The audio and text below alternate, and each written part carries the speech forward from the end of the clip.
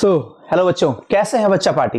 Hope आप सब बहुत ही बढ़िया होंगे और आप लोग की बहुत ही जबरदस्त तरीके से पढ़ाई भी चल रही होगी। ठीक है, देखिए बच्चों, आज जो हम सेशन करेंगे उसमें आज हम करेंगे मॉलिक्यूलर बेसिस ऑफ इनहेरिटेंस का सेकंड पार्ट। फर्स्ट पार्ट में हमने 51 क्वेश्चंस को किए हुए थे और सेकंड पार्ट में हम हाफ सेंचुरी क्वेश्चन को करेंगे, यानी कि बाकी जितने भी क्वेश्चन है उन सारे क्वेश्चन को अभी हम करेंगे आज के सेशन में मॉलिक्यूलर बेसिस ऑफ इनहेरिटेंस के पार्ट 2 में। ठीक है बच्चों, आप लोगों से एक बहुत ही बड़ी रिक्वेस्ट है मेरी, बहुत बड़ा निवेदन है मेरा आप लोगों से, हाथ जोड़ के आप लोगों को भाई एक चीज बोल रहा हूं। आज हो गया है 29 दिसंबर, यानी कि ऑलमोस्ट समझिए कि ये मंथ गया, सिर्फ आ गया। अब आपका बचा है पूरे काउंटिंग करके सिर्फ आपका 30 दिन बचा हुआ है, 30 से 31-32 दिन मात्र बचा हुआ है, जिसमें से एक दिन तो जाहिर सी बात है कि न्यू ईयर के दिन आप लोग पढ़ोगे नहीं। ठीक है, दूसरा मकर संक्रांति आएगा, उसके बाद सरस्वती पूजा आएगा। ठीक है, बीच में घर में भी कुछ ना कुछ काम हो ही जाता है। तो भाई गिन चुन के आप लोगों के पास मात्र 20 से 22 दिन बचे हुए हैं, लेकिन जिस तरीके से आप लोगों का फ्लो है, जिस तरीके से आप लोग ऐसा कर रहे हो, बहुत ही गंदा काम कर रहे हो भाई।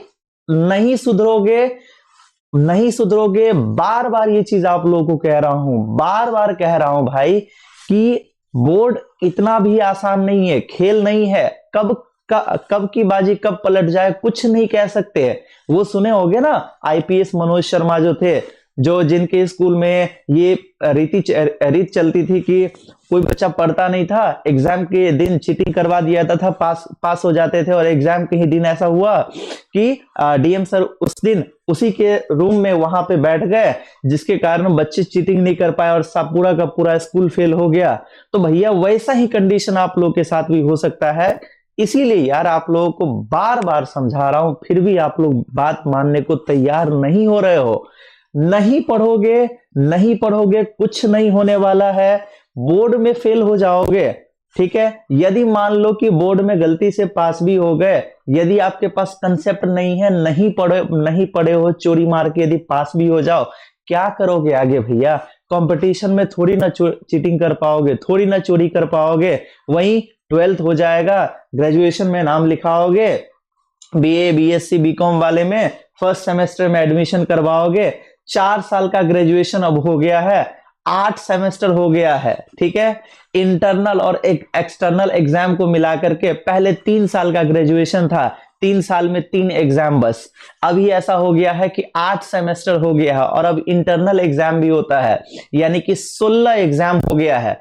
जबकि फिर भी आपको ग्रेजुएशन के बाद कुछ भी नहीं कर पाओगे, क्योंकि पता है कि वो एक टेक्निकल डिग्री है नहीं। ठीक है, तो भैया रिक्वेस्ट कर रहा हूं आपसे यार, बहुत विनम्र निवेदन आपसे क्या कर रहा हूं, पढ़ लो। कोई काम नहीं आने वाला है आगे। यदि लड़का हो, यदि अच्छे से नहीं पढ़ोगे, वहीं 12th के बाद कहीं ना कहीं कमाने के लिए भेज दिया जाएगा, कमाने के लिए जाओगे।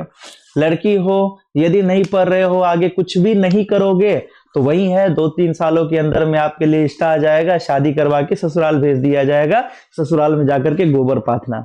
भाई रिक्वेस्ट कर रहा हूं प्लीज यार, पढ़ लो। एटलीस्ट नहीं नीट तो कम से कम बहुत सारी चीजें हैं, बीसीसी है, आईसीएआर है, सीयूईटी है, बहुत सारा चीज है, किसी में भी हो जाए। नहीं तो कम से कम प्राइवेट से भी यदि आप कोई सा भी नॉर्मल मेडिकल कोर्स भी यदि करोगे, BSc nursing, ANM, GNM, BPT, कुछ भी यदि आप करोगे, तो थोड़ा बहुत तो कंसेप्ट आपके पास होना चाहिए ना यार। इसीलिए प्लीज रिक्वेस्ट कर रहा हूं यार कि पढ़ लो। बिल्कुल भी आप लोग नहीं पढ़ रहे हो। इतना स्टूडेंट होने के बावजूद भी यहाँ पे व्यूज देख रहा हूं तो इतना कम आ रहा है, मतलब बिल्कुल भी आप लोग को ध्यान ही नहीं है, पढ़ाई पे बिल्कुल भी फोकस ही नहीं है। खैर, मेरा जो फर्ज है मैं तो करता रहूंगा। नहीं पढ़ना है आप मत करो, मैं मेहनत करूंगा। जाहिर सी बात है कि सक्सेस मिलेगी ही। आप नहीं मेहनत करोगे, कोई बात नहीं, जैसी आपकी मर्जी। ठीक है, बाकी जो पढ़ने वाले स्टूडेंट हैं, जो अच्छे बच्चे हैं, जो टीचर की बात भी मानते हैं और जो सीरियस है अपने बोर्ड एग्जाम के लिए, उनके लिए हम स्टार्ट करते हैं बिना देरी किए हुए आज का मॉलिक्यूलर बेसिस ऑफ इनहेरिटेंस का सेकेंड पार्ट। ठीक है, चलिए देखिए, क्वेश्चन क्या कह रहा है? क्वेश्चन कह रहा है the process of copying genetic information from one strand of the DNA into RNA is termed as. ठीक है, बिल्कुल आसान भाषा में, बिल्कुल सिंपल लैंग्वेज में आपसे पूछ रहा है कि डीएनए का जो एक स्ट्रैंड है वो आरएनए के रूप में जो कन्वर्ट होता है उस प्रोसेस को क्या बोलते हैं? तो सेंट्रल डोग्मा के हाइपोथेसिस के द्वारा मैंने आपको पढ़ाया हुआ था कि डीएनए से आरएनए बनने का जो प्रोसेस होता है इस प्रोसेस को बोलते हैं ट्रांसक्रिप्शन। तो देखिए यहां पे 52 का यहां पे ऑप्शन नंबर डी में दिया हुआ है ट्रांसक्रिप्शन। क्लियर? ठीक है जी, चलिए अगले क्वेश्चन पे आते हैं। ठीक है, अगले क्वेश्चन पे आते हैं। अगला क्वेश्चन है हमारा 53। ठीक है जी, अगला क्वेश्चन है हमारा 53। The process of removal of intron and joining of exons is called. देखिए याद कीजिए, मैंने बताया हुआ था आपको कि जैसे ये एक डीएनए का स्ट्रैंड है, ठीक है, अब डीएनए के स्ट्रैंड में मैंने आपको बताया हुआ था कि जो कन्वर्ट होता है, ठीक है, जो कन्वर्ट होता है इसको बोलते हैं एक्सॉन। ठीक है, इसको बोलते हैं एक्सॉन। और जो कन्वर्ट नहीं होता उसको बोलते हैं इंट्रॉन। ठीक है, उसको बोलते हैं इंट्रॉन। अब इंट्रॉन क्या होगा? इंट्रॉन अपने आप को चेंज ही नहीं करेगा। ठीक है, इंट्रॉन अपने आप को चेंज ही नहीं करेगा। तो क्या जाता है, जैसे यहां पे थोड़ा इंट्रॉन है, यहां पे इंट्रॉन है, तो इसको काट कर, इसको और इसको काट करके हटा दिया जाता है, क्योंकि हमें इसका कोई काम ही नहीं है, क्योंकि भाई ये चेंज ही नहीं होगा। ठीक है, तो इसको काट कर हटा दिया जाता है और उस हटाने के प्रोसेस को बोलते हैं स्प्लिसिंग। और उसके बाद जो ये एक्सॉन्स थे, इन एक्सॉन्स को आपस में लाइगेज एंजाइम के द्वारा कनेक्ट कर दिया जाता है, जोड़ दिया जाता है। ठीक है, तो हमारा यहां पे ऑप्शन नंबर डी हो गया स्प्लिसिंग। ठीक है जी, चलिए अगला क्वेश्चन बताइए। इन bacteria the formation of peptide bond during translation is affected by. यहां पे क्या बोल रहा है? यहां पे बोल रहा है बैक्टीरिया में जो पेप्टाइड बॉन्ड का फॉर्मेशन होता है ट्रांसलेशन के दौरान, वो किस एंजाइम के मदद से होता है? तो भैया वो राइबोजाइम के मदद से होता है। ठीक है, क्लियर है? चलिए अगला क्वेश्चन बताइए। Location on sites in the human DNA where single base DNA differences occurs are called. मतलब कि यहां पे बोल रहा है कि ह्यूमन डीएनए का वो साइट जहां पे सिंगल बेस के अंदर डीएनए डिफरेंसेस पाए जाते हैं उसको क्या बोलते हैं? ठीक है जी, उसको क्या बोलते हैं? फटाफट से यहां पे आंसर कीजिए। उसको क्या बोलते हैं? उसको क्या बोलते हैं? उसको क्या बोलते हैं? SNP single nucleotide polymerase. ठीक है जी, सिंगल न्यूक्लियोटाइड पॉलीमेरेज। ठीक है, क्लियर? चलिए अगला question. Non proteins enzyme that act as a catalyst for the formation of peptide bond। अभी बताया हूं कि नॉन प्रोटीनस एंजाइम जो कि पेप्टाइड बॉन्ड के फॉर्मेशन में कैटलिस्ट के रूप में काम आता है। और ये कैटलिस्ट किसको बोलते हैं भैया? तो ये कैटलिस्ट कहते हैं किसको? कैटलिस्ट बोलते हैं जो किसी रिएक्शन को फास्ट करता है, जो रिएक्शन के स्पीड को बढ़ाता है, उसको बोलते हैं कैटलिस्ट। तो अभी बताया हूं कि पेप्टाइड बॉन्ड के फॉर्मेशन में ये जो राइबोजाइम होता है ये एक कैटलिस्ट के रूप में काम आता है। क्लियर? चलिए अगला क्वेश्चन। लैक ऑपेरॉन में आई जीन किसका कोड करता है? तो लैक ऑपेरॉन के रिप्रेसर का। ठीक है, लैक ऑपेरॉन के एक मिनट हाँ, लैक ऑपेरॉन के रिप्रेसर का। ठीक है, चलिए अगला क्वेश्चन पे आते हैं। Question number 58। Question number 58 answer कीजिए यहां पे। Question number 58 58 number question, 58 number question, which one of the following has dual function, it codes for methionine and also act as initiator codon। ठीक है, यहां पे क्या बोल रहा है, यहां पे बोल रहा है कि इनमें से कौन सा ऐसा है जिसके पास डुअल फंक्शन होता है। मैंने बताया हुआ था कि जो AUG होता है इसका डुअल फंक्शन होता है। क्या क्या, एक तो ये AUG जो है ये मेथियोनिन अमाइनो एसिड का फॉर्मेशन करता है, और दूसरा फंक्शन इसका क्या होता है कि ये एक इनिशिएटर कोडोन के रूप में काम आता है। ठीक है, तो यहां पे अपना ऑप्शन हो जाएगा AUG। ठीक है जी, चलिए अगला question. A typical nucleosome contain, एक टिपिकल न्यूक्लियोसोम में 200 base pair of DNA helix होते हैं। क्लियर, फिर से रिपीटेड क्वेश्चन कि इनमें से कौन सा कोडन ऐसा है जिसका डुअल फंक्शन है, तो वो क्या होता है भैया, तो वो होता है AUG। ठीक है, वो होता है AUG। क्लियर, अगला, ओपेरॉन मॉडल क्या रिप्रेजेंट करता है, ये भी रिपीटेड क्वेश्चन है। ये भी कल के क्लास में मैंने बताया हुआ था कि जो ओपेरॉन मॉडल है ये जीन को रेगुलेट करता है। सो यहां पे जीन रेगुलेशन अपना आंसर हो जाएगा। क्लियर, अगला question, who provided X-ray diffraction data of DNA। X-ray diffraction कौन दिए थे, कौन ऐसे थे जिन्होंने सेल्स पे बम्बार्डिंग किया था, जिन्होंने सेल्स पे एक्सरे डिफ्रैक्शन दिया था, एक्सरे मारा था उस पे, तो वो थे मॉरिस विल्किंस और रोजालिंड फ्रैंकलिन। तो अपना ऑप्शन नंबर A हो जाएगा यहां पे करेक्ट। ठीक है, चलिए जी आते हैं अगले क्वेश्चन पे, अगले क्वेश्चन पे आते हैं। अगले क्वेश्चन पे वो है यहां पे हमारा अगला क्वेश्चन, अगला question, What was the conclusion of Hershey and Chase experiment। ठीक है, हार्शी और चेज एक्सपेरिमेंट ने का कंक्लूजन क्या था। हार्शी और चेज किस पे एक्सपेरिमेंट किए हुए थे भैया, तो हार्शी एंड चेज एक्सपेरिमेंट किए हुए थे वायरस पे। ठीक है, उसका नाम क्या था, नाम था बैक्टीरियोफाग। याद रहे, बहुत से बच्चे इस क्वेश्चन को गलत कर देते हैं जहां पे बैक्टीरियोफाग आता है। यहां पे लिखा हुआ है बैक्टीरियोफाग, तो बच्चा को ये लगता है कि ये बैक्टीरिया है। ठीक है, तो भैया ये बैक्टीरियोफाग बैक्टीरिया नहीं है, बैक्टीरिया को खाने वाला वायरस है। ठीक है, तो जाहिर सी बात है कि कंक्लूजन उनका जो आया होगा वो वायरस पे ही आया होगा, वो बैक्टीरिया पे नहीं आया होगा। तो बैक्टीरिया वाला ये दोनों ऑप्शन तो होगा नहीं, बचा ये वायरस वाला ऑप्शन। और उन्होंने बैक्टीरियोफाग पे एक्सपेरिमेंट करके क्या बताया हुआ था, उन्होंने बताया हुआ था कि DNA ही जेनेटिक मटेरियल है, तो यहां पे RNA वाला भी नहीं होगा, तो अपना ऑप्शन नंबर B हो गया यहां पे करेक्ट।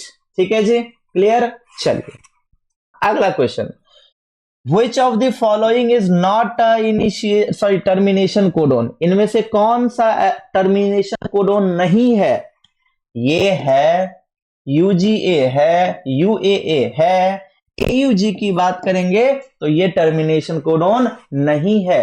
क्यों, क्योंकि ये इनिशिएशन कोडोन है। ठीक है जी, ओके चलिए अगला आते हैं हम क्वेश्चन नंबर 5।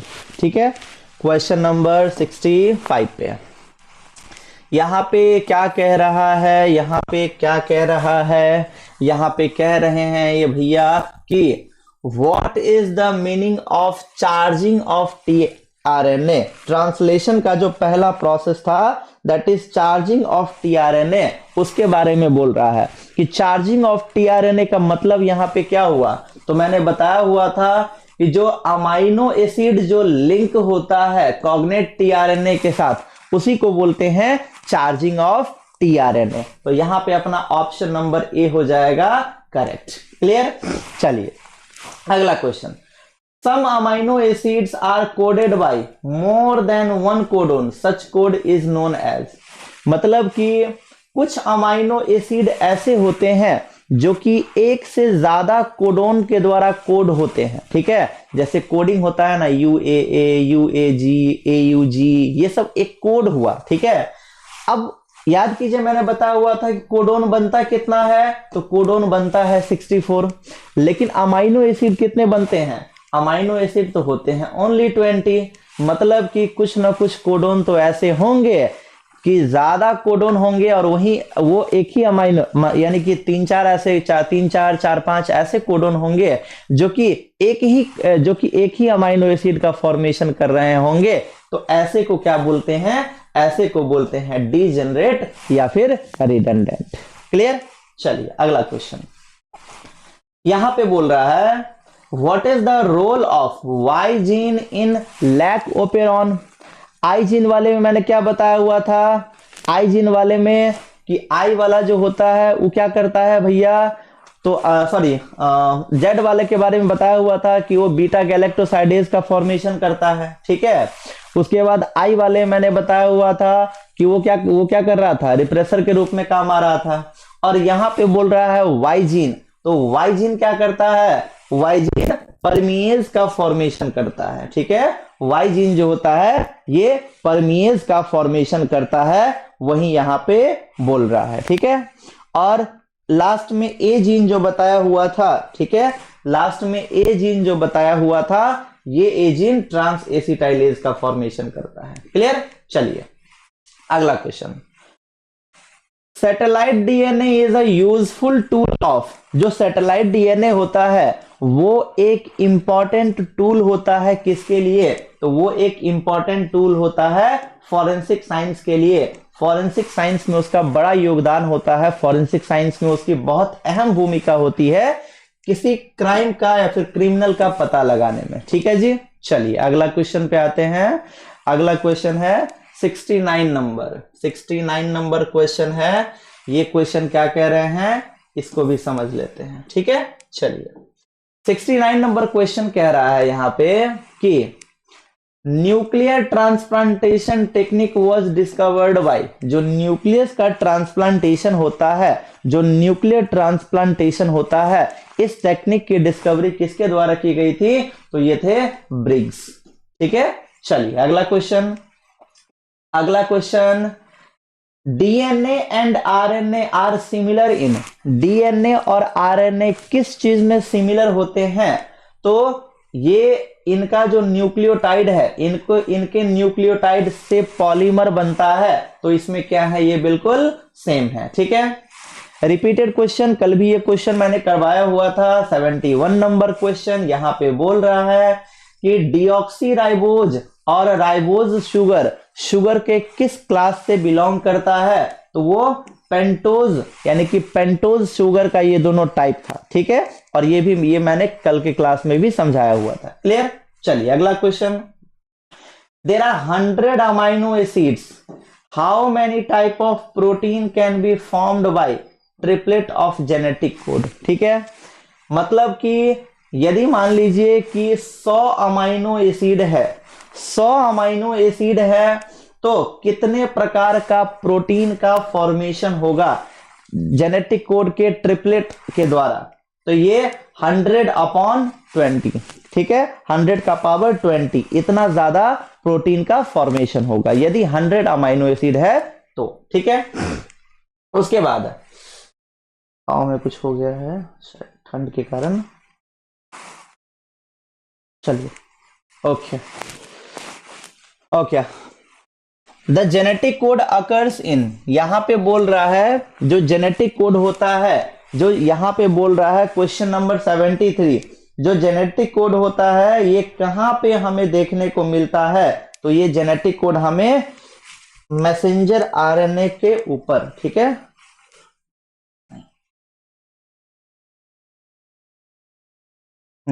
ठीक है। चलिए तो ये जो जेनेटिक कोड है ये मैसेंजर आरएनए यानी कि एमआरएनए के ऊपर हमें देखने को मिलता है, ठीक है।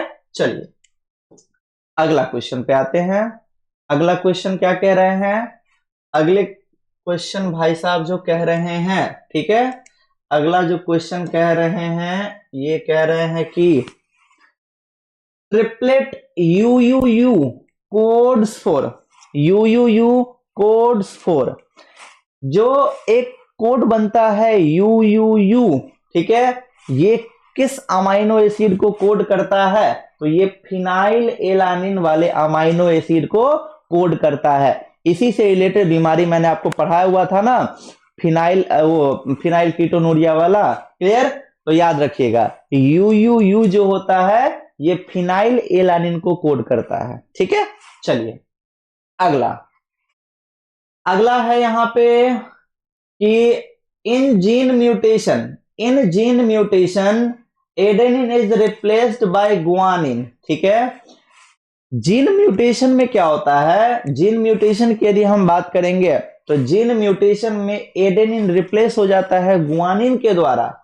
इसको क्या बोलते हैं? इसको बोलते हैं ट्रांजिशन, ट्रांजिट होना। ठीक है, ट्रांजिट होना इन द सेंस कि वहां पे बात करेंगे तो रिप्लेस हो गया, मतलब कि ट्रांजिशन हो गया। तो ये मैंने बताया भी हुआ था, ट्रांजिशन। ठीक है जी, क्लियर है? चलिए अगला क्वेश्चन है, DNA fragments are joined by, DNA के जो फ्रेगमेंट हैं वो किसके द्वारा जुड़ते हैं? याद कीजिए मैंने कुछ एंजाइम्स के बारे में आपको बताया हुआ था। डीएनए पॉलीमेरेज डीएनए का फॉर्मेशन करता है, आरएनए पॉलीमेरेज आरएनए का फॉर्मेशन करता है, हेलिकेज अनकॉइलिंग करता है। ठीक है, और रेस्ट्रिक्शन एंजाइम डीएनए को कट मारता है, और डीएनए के फ्रेगमेंट को जोड़ने का जो काम होता है ये होता है लाइगेज का। ठीक है, ये किसका काम होता है भैया? तो ये काम होता है लाइगेज का। ठीक है, चलिए अगले क्वेश्चन पे आते हैं। तब तक जिन बच्चों ने, ठीक है, जिन बच्चों ने अब तक चैनल को सब्सक्राइब नहीं किया हुआ है, जो न्यू स्टूडेंट हैं, फटाफट से चैनल को सब्सक्राइब कर लीजिए। भाई कंजूसी मत करो यार, बहुत मेहनत कर रहा हूं आप लोगों के लिए, तो एटलीस्ट कम से कम सब्सक्राइब और लाइक तो कर लो। ठीक है, और सेशन के लास्ट में एक प्यारा सा ब्यूटीफुल सा कमेंट भी कर देना। ठीक है, दिस गिव्स अस मोटिवेशन। ठीक है, इस ऐसा होता है तो ज्यादा एनर्जी के साथ काम करने का मन करता है, अदरवाइज लगता है चलो ना यार छोड़ो रहने दो। ठीक है, और आप लोगों से एक और यार रिक्वेस्ट है यार, मतलब कि देखो, क्योंकि हमें एरिया भी तो स्प्रेड करना है, ज्यादा से ज्यादा लोगों तक इसको पहुंचाना है। ठीक है, तो एक तो वीडियो को शेयर कर दिया करो। ठीक है, और घर में मान लो 4 फोन 5 फोन हो, या फिर किसी भी पर्सन से, यार कोई स्टूडेंट है यार, एटलीस्ट टारगेट तो रखो, कम से कम मान लो कि 10 स्टूडेंट यदि सीरियस हो, 10 स्टूडेंट यदि पढ़ रहे हो, तो एक स्टूडेंट कम से कम 5-5 भी तो सब्सक्राइब करवाओ। ठीक है, एक स्टूडेंट 5-5 सब्सक्राइब करवाओ, और उनको आप बोलो कि वो 5-5 सब्सक्राइब करे। यार थोड़ा सा तो सपोर्ट करो आप लोग। ठीक है, वो करोगे तो और ज्यादा एनर्जी आएगी ना। अभी तो बोर्ड पे हैं, उसके बाद बस फरवरी से नीट पे भी पहुंचना है। ठीक है, और यदि आप लोगों का उसमें भी परफॉर्मेंस बढ़िया रह गया, ठीक है, चल गया एकदम बढ़िया से, तो उसके बाद आगे मेडिकल कॉलेज के कोर्सेज पे भी पहुंचेंगे, एनाटॉमी फिजियोलॉजी पे भी पहुंचेंगे। ठीक है, एनाटॉमी तो खैर ज्यादा मेनली प्रैक्टिकल सब्जेक्ट होता है, क्योंकि वहां पे बॉडी को डाइसेक्ट करना होता है। फिजियोलॉजी पे पहुंचेंगे। ठीक है, ह्यूमन फिजियोलॉजी का जो बहुत इंपॉर्टेंट सब्जेक्ट होता है, ह्यूमन फिजियोलॉजी और एम्ब्रायोलॉजी, ये आप लोगों को मैं पढ़ा दूंगा। ठीक है, तो यार एटलीस्ट इतना तो सपोर्ट करो। ठीक है, एक स्टूडेंट पे टारगेट है एटलीस्ट 5 सब्सक्राइबर, नहीं 10 तो कम से कम 5। ठीक है, और उन 5 से और 5 को करवाना है। क्लियर? चलो,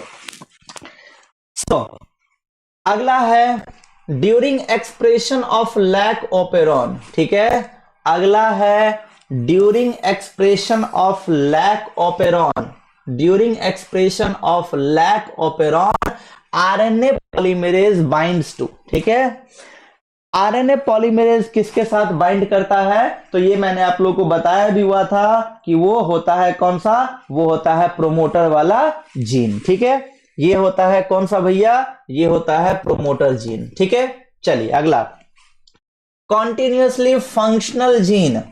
मैंने बताया हुआ था ना कि 2 प्रकार का जीन होता है, एक वो जीन होते हैं जो हमेशा वर्किंग होते हैं, और एक वो जीन होते हैं जो हमेशा वर्किंग नहीं होते हैं। ठीक है, जो हमेशा वर्क कर रहे होते हैं वो क्या होते हैं भैया? हाउस कीपिंग वाले होते हैं। ठीक है, नॉन लग्जरी जीन होते हैं। तो इसका अपना आंसर हो गया ऑप्शन नंबर डी। ठीक है, चलिए अगला question, human genome consist of approximately, देखो बाबू, जीनोम की यदि बात करेंगे ना तो ये होता है तो हैप्लॉइड वाले सेट में 3 इंटू 10⁹ बेस पेयर प्रेजेंट होते हैं, बट जहां पे बात आएगी डिप्लॉइड वाले की तो वहां पे उसका डबल कर दो, यानी कि 6 इंटू 10⁹ बेस पेयर वहां पे प्रेजेंट होते हैं। ठीक है, चलिए अगला question. Estimated number of genes in human being is, कितना होता है? ये होता है, कितना होता है भैया? चलो आप लोग बताओ इसका आंसर। ठीक है, आप लोग बताओ इसका answer. Estimated number of gene in human being, जल्दी से बताइए, जल्दी से बताइए, कुछ तो थोड़ा सा मेहनत आप लोग भी करो, देखे जरा। चलो बताओ, नीतीश, विकास, कुंदन, शिवांगी, बताइए, आंसर कीजिए फटाफट से, आंसर कीजिए फटाफट से, जल्दी से।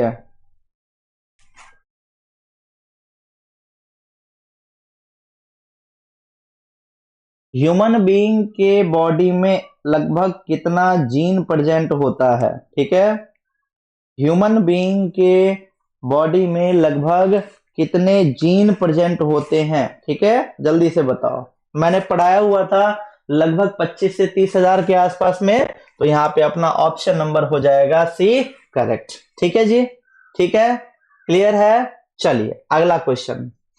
DNA can be tested by, DNA की यदि बात करेंगे तो डीएनए किसके द्वारा हम टेस्ट कर सकते हैं? ठीक है, डीएनए का टेस्टिंग जो है हम इनमें से किसके द्वारा करते हैं? केमिस्ट्री में आपने पढ़ा हुआ होगा, आयोडीन टेस्ट, मॉलिस टेस्ट, ठीक है, मिलियंस रिएजेंट और एक फ्यूजन रिएक्शन। तो जो फ्यूजन रिएक्शन होता है उसके द्वारा हम डीएनए का टेस्ट करते हैं। ठीक है, चलिए आगे क्वेश्चन पे आते हैं फटाफट से।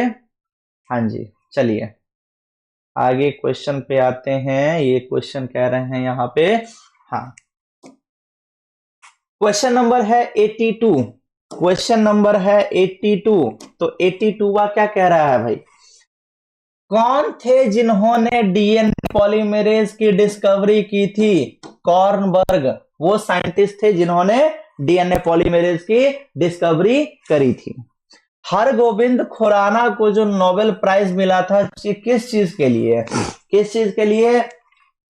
तो इनका नाम कहां पे आता है? जेनेटिक कोड वाले में। अब यहां पे वो वाला तो ऑप्शन है नहीं, तो देखिए यहां पे दिया हुआ है केमिकल सिंथेसिस ऑफ जीन, यही ना आगे चल करके ट्रिपलेट करके जेनेटिक कोड बनाएगा, तो ऑप्शन नंबर हो गया सी। ठीक है, फ्रेडरिक ग्रिफिथ, फ्रेडरिक ग्रिफिथ इनमें से किस चीज की डिस्कवरी किए हुए थे? फ्रेडरिक ग्रिफिथ दिए हुए थे लॉ ऑफ ट्रांसक्रिप्शन, ठीक है, सॉरी ट्रांसफॉर्मेशन। फ्रेडरिक ग्रिफिथ दिए हुए थे हाइपोथेसिस ऑफ ट्रांसफॉर्मेशन। इन्होंने बताया हुआ था कि जो जेनेटिक मटेरियल होता है, ठीक है, वो ट्रांसफॉर्म होता है, चेंज होता है।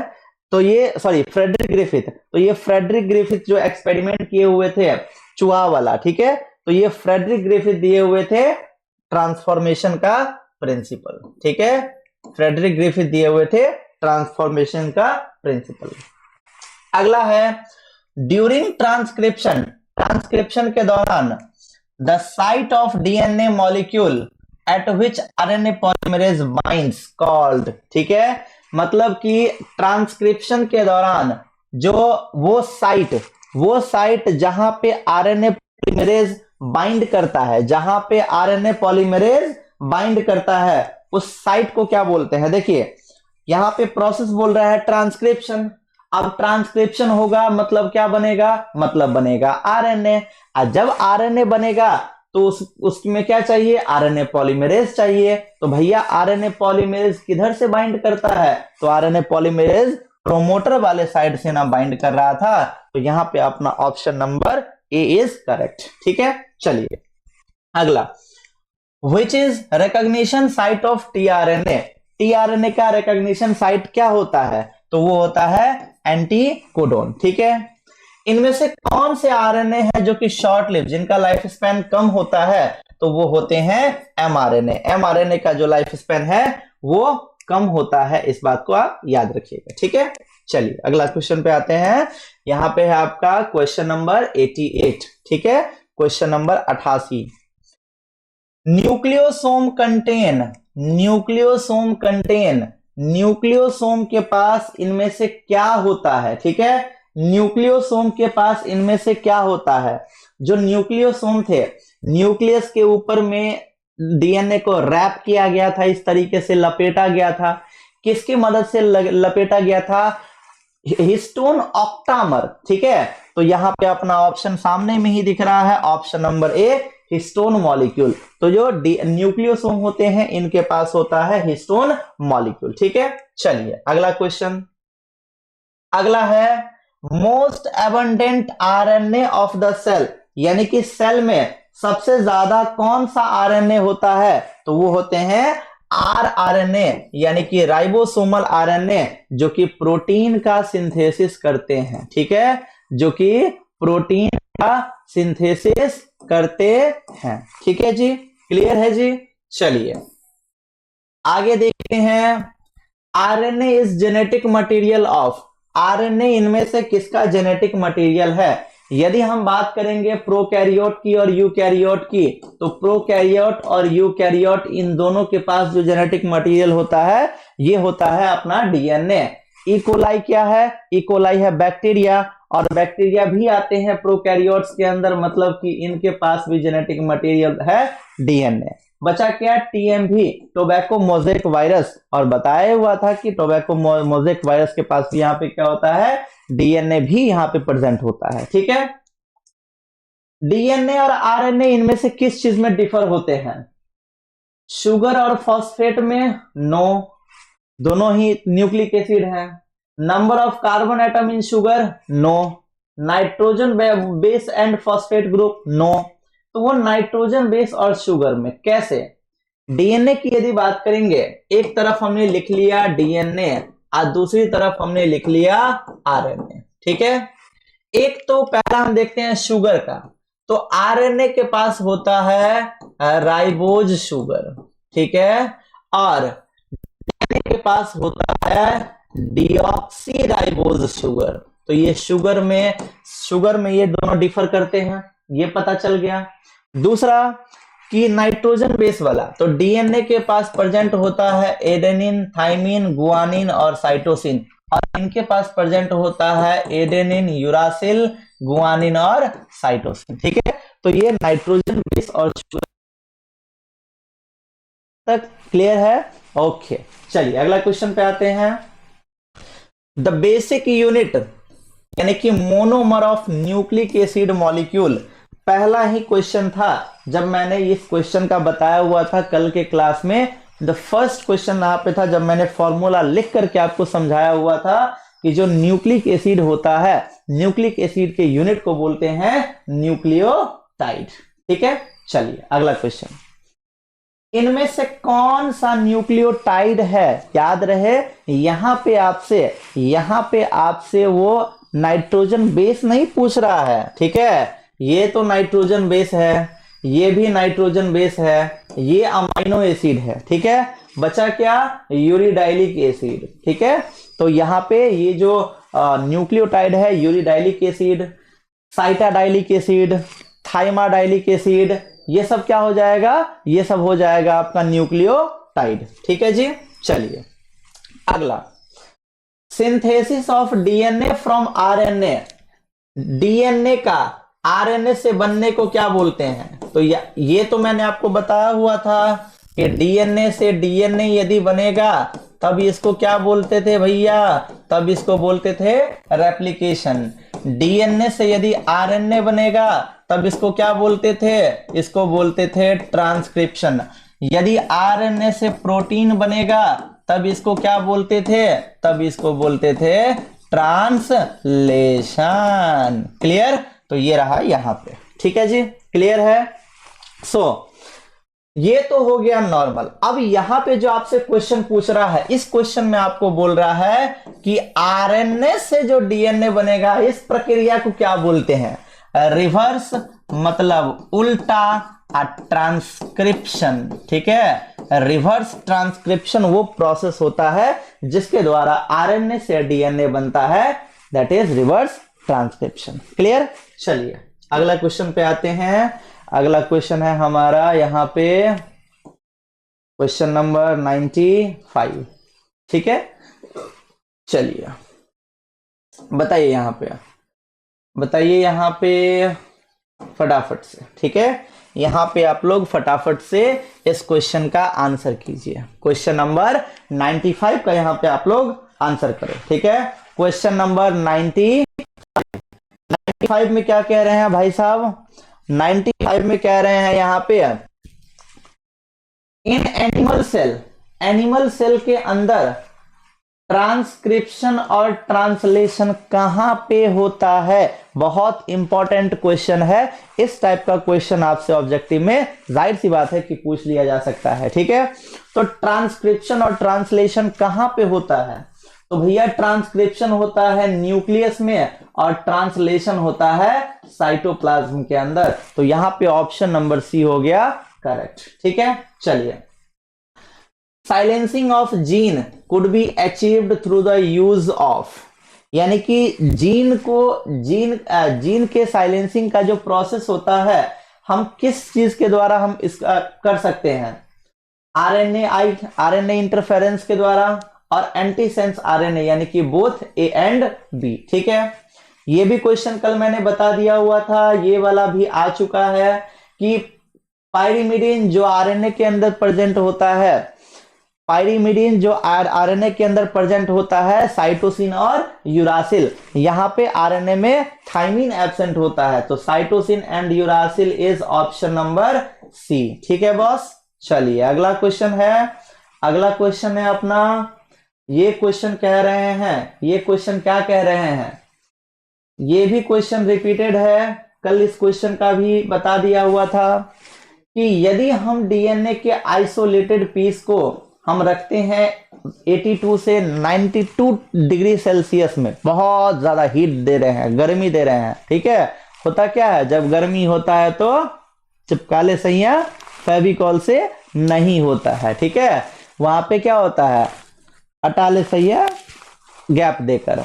तो जब हम डीएनए के पीस को 82 से 92 डिग्री सेल्सियस पे रखेंगे, उस दौरान ये क्या होता है? उस दौरान ये नहीं होता है, उस दौरान ये होता है। ठीक है, यानी कि अनकॉइल होता है। ठीक है, गर्मी में होता है ना, तो ये रहा। इसीलिए गर्मी में लोग कहां पे जाते हैं?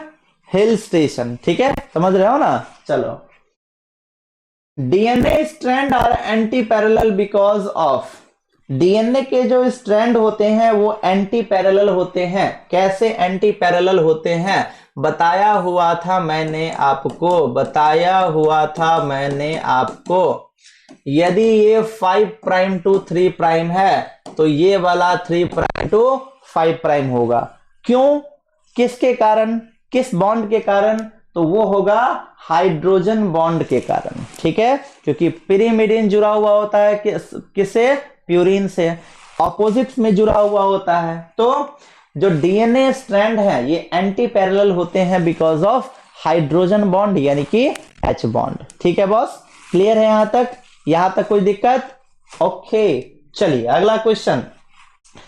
इन अ double helix model of DNA how far in each base pair from the next, मतलब कि यहां पे बोल रहा है कि डीएनए के डबल हेलिक्स वाले मॉडल में जो बेस पेयर्स हैं उनके बीच में कितना गैप होता है, कितना डिस्टेंस होता है। तो याद कीजिए, एक तो पढ़ाया हुआ था हमने आपको ई वाला बात। ठीक है, इसमें क्या होगा? इसमें प्रेजेंट होता है 10 बेस पेयर। ठीक है, इसमें प्रेजेंट होता है 10 बेस पेयर। क्लियर? तो मैंने बताया हुआ था यहां से लेकर के यदि बात करेंगे, यहां से लेकर यहां तक कितना होता है? ये होता है 3.4 नैनोमीटर। ठीक है, क्लियर? और यहां पे टोटल 10 बेस पेयर प्रेजेंट होते हैं। तो हमें यदि 2 बेस पेयर के बीच का डिस्टेंस देखना हो तो हम क्या करेंगे? 3.4 नैनोमीटर को हम 10 से डिवाइड कर देंगे तो आ जाएगा 0.34 नैनोमीटर। ठीक है, तो अपना ऑप्शन नंबर डी हो जाएगा यहाँ पे करेक्ट। सो फाइनली हमने आज 12th का सबसे भयंकर और सबसे खतरनाक चैप्टर जो आपको लगता था, जो आपको आसान लग रहा होगा, उसके हमने सारे के सारे ऑब्जेक्टिव क्वेश्चंस कर लिए। अब जो हमारा अगला टारगेट है वो हमारा, तो हम कल के क्लास में करेंगे, वो हम करेंगे चैप्टर एवोल्यूशन से क्वेश्चन। ठीक है, चैप्टर जेनेटिक्स एंड एवोल्यूशन का जो 3rd चैप्टर था एवोल्यूशन, उस चैप्टर से हम क्वेश्चन करेंगे, बहुत ही सुंदर तरीके से करेंगे। तब तक स्टे ट्यून्ड एंड बहुत कम समय है, पढ़ाई में बिल्कुल भी कमी नहीं होनी चाहिए।